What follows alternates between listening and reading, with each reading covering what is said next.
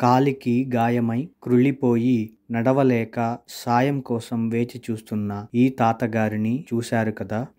Welcome to సహృదయ Seva సంఘం. ఈ వీడియోలో కనిపిస్తున్న తాతగారిని మా సహృదయ సేవా సంఘం ఫౌండర్ అయిన రవీంద్రబాబు గారు ఆశ్రమంలో చేర్పించారు. ఆ డీటెయిల్స్ ఈ వీడియోలో చూద్దాం. నిత్యాన్నదానంలో భాగంగా ఏంటి ఈ నిత్యాన్నదానం, ఎప్పుడు స్టార్ట్ చేశారు, ఎన్ని వేల మందికి ఎన్ని లక్షల మందికి అన్నదానం చేశాము, రవీంద్రబాబు గారు తన స్వంతగా చేశారా లేదా ఎవరైనా స్పాన్సర్ చేశారా, ఇలా కంప్లీట్ డీటెయిల్స్ కమింగ్ వీడియోస్లో ఇస్తాము. So stay connected.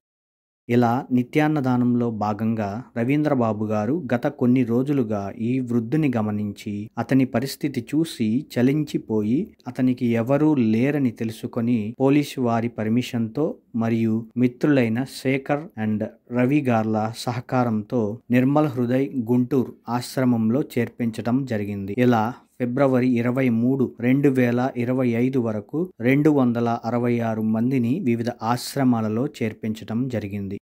Subscribe, like, comment చేయడం మీ చాయిస్, బట్ షేర్ చేయండి. Please share for better society. Thanks for watching. Sahrudaya Seva Sangham. Stay connected, inspire and help society.